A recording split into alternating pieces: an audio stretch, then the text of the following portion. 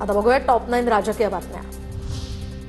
राजे क्षीरसागर यांचा व्हिडिओ खरा असेल तर दुर्दैव, काँग्रेसचे आमदार सतेज पाटलांची प्रतिक्रिया। तर कुणाच्या माध्यमातून व्हिडिओ बाहेर काढणं शोभतं का, क्षीरसागरांचा सतेज पाटलांना सवाल। ज्यावेळी असा एखादा व्हिडिओ येतो, मी बघितलेला व्हिडिओ, त्याची तथ्यता तपासली पाहिजे आणि मला वाटते त्या आमदारांनी प्रेस कॉन्फरन्स घेऊन सांगितलं पाहिजे हे खरं आहे का खोटं आहे, नाहीतर लोकांना ते खरं वाटेल। त्यावेळेला तुम्ही त्याची चौकशी करायला पाहिजे होती की मुख्यमंत्र्यांनी याच्या बाबतीत काय निर्णय घेतलेला आहे, उपमुख्यमंत्र्यांनी याच्या बाबतीत काय निर्णय घेतलेला आहे। कुणाच्या तरी माध्यमातून आपण हे व्हिडिओ अशा पद्धतीचे वारंवार बाहेर काढणं हे आपल्याला शोभतं का। क्षीरसागरांना अडचणीत आणण्याचं षडयंत्र आहे क्षीरसागरांच्या व्हायरल व्हिडिओवर चंद्रकांत पाटलांचं वक्तव्य। तर आम्ही सगळेच राजकीय नेते काचेच्या घरात राहतो, अशी प्रतिक्रिया। कारण लोकांना माहिती आहे की राजेश क्षीरसागर हा माणसांमधला, लोकांमधला नेता आहे आणि त्यामुळे आत्ताही जो प्रयत्न चालला आहे त्या प्रयत्नातून काही हाताशी लागणार नाही। हे सगळं राजेश क्षीरसागरांना अडचणीत आणण्यासाठीचं षडयंत्र आहे। आगामी केंद्रीय मंत्रिमंडळ विस्तारामध्ये राष्ट्रवादी काँग्रेस पक्षाला संधी मिळण्याची शक्यता। केंद्रात राष्ट्रवादी काँग्रेस पक्षाच्या वाट्याचं एक राज्यमंत्रीपद अजूनही बाकी आहे। अजित पवारांच्या आठवणीमध्ये सुप्रिया सुळे भाऊक, तर अजितदादांच्या विमान अपघाताला आज 5 महिने पूर्ण। सोशल मीडियावर अजितदादांसोबतचा फोटो या ठिकाणी पोस्ट करत त्यांनी दादा आय मिस यू असं म्हणत हा फोटो शेअर केलाय। यवतमाळमध्ये 43 वर्षांपूर्वीच भाजपची भक्कम पायाभरणी। 40 वर्षांपूर्वी यवतमाळमध्ये भाजपचं कार्यालय होतं का, या उद्धव ठाकरेंच्या प्रश्नावर नवनाथ बन यांचं प्रत्युत्तर।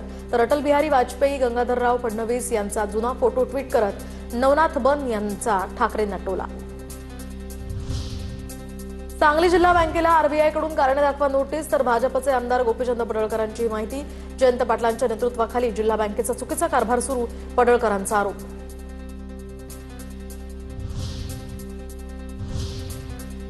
आता बघूया टॉप 9 मोठ्या बातम्या। शक्तीपीठ महामार्गाला विरोध करण्यासाठी मेळावा। खासदार धैर्यशील मोहिते पाटील, माजी खासदार राजू शेट्टी, आमदार सतेज पाटलांच्या उपस्थितीत या मेळाव्याचं आयोजन। पंढरपूर तालुक्यातल्या करकंबमध्ये हा शेतकरी मेळावा होणार। आषाढी वारीनिमित्त एफडीएला सूचना दिल्यात। आषाढी वारीनिमित्त आयुक्त तुकाराम मुंढेंशी चर्चा करणार। जयकुमार गोरेंची माहिती। तर शिवाय लोकांना चांगलं आणि स्वच्छ अन्न पुरवण्याच्या सूचना दिल्याचंही वक्तव्य। कुंभमेळ्याच्या पार्श्वभूमीवर नाशिकमध्ये आजपासून हरित कुंभ, हरित मान्सून उपक्रमाला सुरुवात। 25 ऑक्टोबरपर्यंत 1 लाख वृक्ष लागवड, स्वच्छता आणि शहराच्या सौंदर्यीकरणावर विशेष भर दिला जाणार। नागपूरचे नवे पोलीस आयुक्त म्हणून विश्वास नांगरे पाटील सोमवारी पदभार स्वीकारणार। तर नियुक्तीचे आदेश 5 दिवसांपूर्वी जारी झाल्यानंतर आता ते नागपूरची सूत्र हाती घेणार। केतन अग्रवाल हत्याकांड प्रकरणाचं लोहगडावर सीन रिक्रिएशन। तर त्यानंतर आता सिया आणि चेतनची पोलीस ठाण्यासमोर समोरासमोर चौकशी। पोलीस अधीक्षक संदीप सिंग गिल यांच्या समोर चौकशी। हजारो मुंबईकरांना मारण्याचा मोठा कट उधळला। मोहरमच्या मिरवणुकीमध्ये पेनकिलर म्हणून उंदीर मारण्याच्या विषारी गोळ्यांचं वाटप। झिंक फॉस्फोइड मिसळलेल्या 15,000 कॅप्सूल्स जप्त। आरोपीही अटकेत। तर या प्रकरणामध्ये दहशतवादी कट असल्याचा संशय व्यक्त। चंद्रपूर किडनी तस्करी प्रकरणातील आरोपी डॉक्टर रवींद्र पाल सिंगला 10 दिवसांची पोलीस कोठडी। रॅकेटमध्ये आणखी बड्या डॉक्टरांचाही समावेश असण्याचा संशय, तपासाला आता वेग। नागपूरमधील न्यू एरा हॉस्पिटलवर एफडीएची मोठी कारवाई। 20 लाखांचा औषध साठा जप्त। रुग्णांना औषध सक्ती केल्याचं उघड। तर रुग्णांना याच मेडिकलमधून औषध घेण्याची सक्ती केली जात असल्याचं उघड। नियमांचं उल्लंघन केल्याप्रकरणी रुग्णालयाला कारणे दाखवा नोटीस।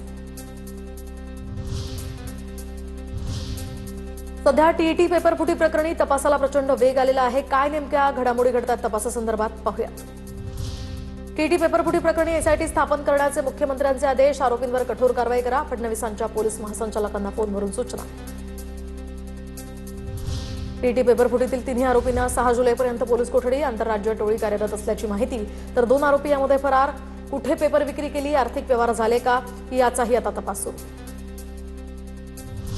टीईटी पेपरफुटी प्रकरणी शिक्षण मंत्री दादा भुसेंची पोलीस महासंचालकांसोबत उच्चस्तरीय बैठक। टीईटीचा पेपर 1.5 कोटींना विकण्याचा कट होता। मुख्यमंत्री आणि शिक्षण मंत्र्यांचे कडक कारवाईचे आदेश। 2018च्या टीईटी घोटाळ्यातील आरोपी अभिषेक सावरीकरनं भाजपमध्ये प्रवेश केला। रोहित पवारांचा आरोप। त्यानंतर सावरीकरची मोठ्या मंत्र्यांच्या घरी उठबस। आता घोटाळा समोर येताच अभिषेकनं सोशल मीडियावरून अकाउंट डिलीट केलंय, असाही आरोप। तर कुणाकुणाशी त्याचा संबंध होता किंवा त्याचे संबंध आणखी होते हे उघड झालं पाहिजे, अशी ही मागणी. टीटी पेपर फुटी प्रकरणाची सखोल चौकशी केली जाईल. पेपर फोडणाऱ्यांवर सरकार कठोर कारवाई करणार. उदय सामंतांची प्रतिक्रिया. जळगावमध्ये टीटी पेपरफुटी विरोधात वंचित बहुजन आघाडीकडून आंदोलन. टीटी पेपरफुटी प्रकरणी आता शिक्षण मंत्री दादा भुसेंनी राजीनामा द्यावा. वंचित बहुजन आघाडीचे नेते सुजात आंबेडकरांची मागणी. एकही परीक्षा घोटाळ्याशिवाय पूर्ण का होत नाही? सिस्टीम एवढी सडली आहे का? तरुण डिप्रेशनमध्ये चाललाय. सरकार मात्र ऑपरेशन टायगरमध्ये मग्न. टीटी पेपरफुटी प्रकरणी अमित ठाकरेंचा सरकारवर निशाणा. पेपरफुटीच्या प्रकरणांमुळे टीईटी परीक्षा रद्द झाल्यानं नाशिकमधील 41,000हून अधिक उमेदवारांची परीक्षा लांबणीवर. 101 केंद्रांवर होणारी परीक्षा पुढे ढकलल्यामुळे आता उमेदवारांमध्ये नाराजी.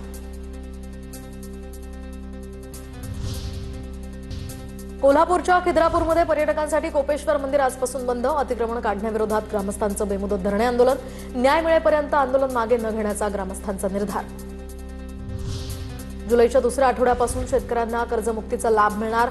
महाकर्जमुक्तीची अंमलबजावणी अंतिम टप्प्यात. योजनेअंतर्गत 2 लाखांपर्यंत कर्जमुक्ती, तर ओटीएस सुविधा आणि नियमित कर्जफेड करणाऱ्यांना 50,000 रुपयांपर्यंत प्रोत्साहनपर लाभ मिळणार. अवकाळीमुळे झालेल्या नुकसानीसाठी 334 कोटी मंजूर. मार्च, एप्रिल आणि मे महिन्यामध्ये राज्यात अवकाळीमुळे नुकसान. मदत आणि पुनर्वसन मंत्री मकरंद पाटलांची घोषणा. तर आंबा, काजू उत्पादक शेतकऱ्यांसाठी 209 कोटींची तरतूद. शेतकऱ्यांना पीक कर्ज देण्यास टाळाटाळ करणाऱ्या बँकांवर आता कारवाईचा महसूल मंत्री चंद्रशेखर बावनकुळेंचा इशारा. बँकांची शासकीय खाती कार्यक्षम बँकांकडे वळवण्यात येतील.